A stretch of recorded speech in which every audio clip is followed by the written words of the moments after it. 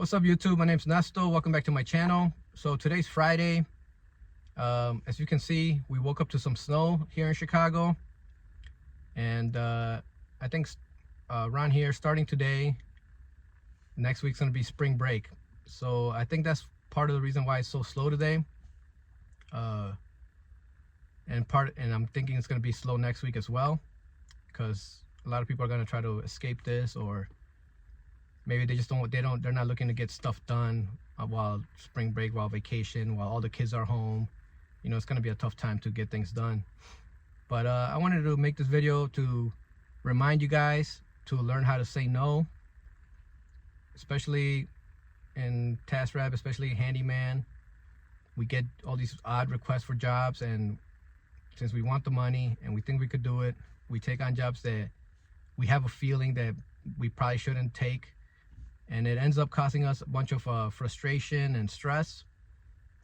Like this morning, I got a request from a client, a private client, asking if I could fix his dishwasher, because it stopped working out of nowhere. And I thought about it for a second, but I was like, no, if I were you, I'd call an appliance repair company. And it could either be a easy fix with the dishwasher, or it could turn into a bit of a headache for me. So sometimes you'll be diagnosing it, and you'll think like, okay, it's got to be the computer board, because everything else is checking out fine, whatever. So you let the client know it's the computer board, this is the part, this is how much it's going to cost. It's going to be over $100. They have to order it. You have to wait for it to come. You put it in, and it's still not working. And that's happened to me before, not just on dishwashers, but on other things. And it's a really bad. It makes me feel bad when I mess up like that, you know.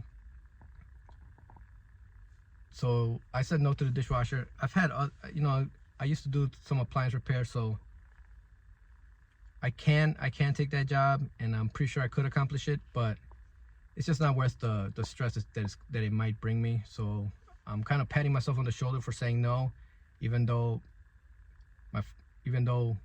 my first instinct was to say no, but my second instinct was to take the job, get the money. It should be easy.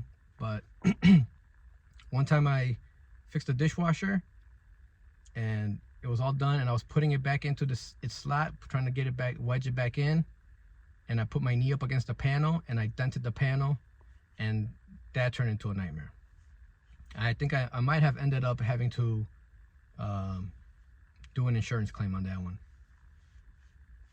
So what I'm trying to tell you guys is learn to say no.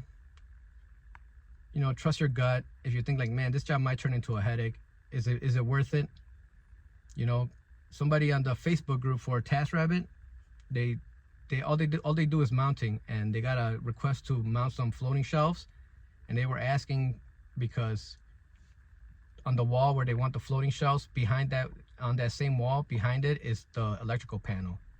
And they were asking like, should I take this, should I not? Something like that. Like, if you're not comfortable with it, I would say just don't forfeit it and don't take it, because it might turn into a big mess for you, and it's probably not worth it. Because if you forfeit that job, the next job you get might be a really easy job, might be a long job that's easy, you might get a better job with less headache, that's just gonna bring you money and none of the stress. So you really got to learn how to say no. And I'm not perfect at it. In the last couple of months, I have had some jobs that I took that I regret taking it, because it just wasn't worth the stress it gave me. And nothing sucks more than being a handyman and then like failing at a job, or not completing a job, not being able to complete a job. And and it takes a couple of those before you learn how to say no, honestly. Yeah, like I'm having like Vietnam flashbacks to these jobs, dude. And it sucks, because then it leaves you feeling depressed. It leaves you feeling like an imposter, and it's not worth it, I mean, like, you gotta kind of humble yourself. I mean, that'll humble you, but you gotta kind of humble yourself before that, and learn to say no. Trust your gut, and hope that you get another job that's gonna be a lot easier on you, and isn't gonna cause all that stress. So that's my video for today. Learn to say no, not just in business, but also in life. No is very powerful. Sometimes people will ask you to do something, and you don't want to sound like a a-hole, so you'll come up with excuses like, oh, no, I can't because of this. And then what if somebody pressed you on that? What if you're like, oh no, I can't because of this, and they're like, oh no, don't worry, I'll take care of that. And then you're like, oh no, but also, oh yeah, it's not just that, it's also something else. And then oh, don't worry, we'll take care of that. It's like, oh no, just be honest. Be like, no, I don't want to do that. That doesn't sound like something I want to do.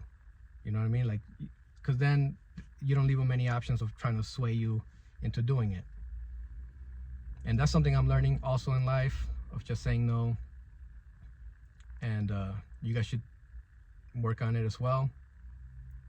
And like I said, I'm still learning, and I'm still make mistakes from time to time, and take on things that I shouldn't take on, and it just ends up not being worth it. So learn to say no. Have a good spring break, and yeah, man, we'll see. Luckily, I do have a good job tomorrow and a good job on Sunday, but for the rest of the week, the actual, like, the work week, I don't think I have any job scheduled yet. And that's I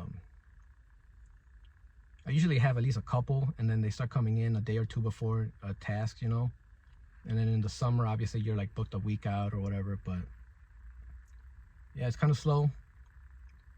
And yeah, just hang in there and do what you can, guys. All right, I'll talk to you guys later.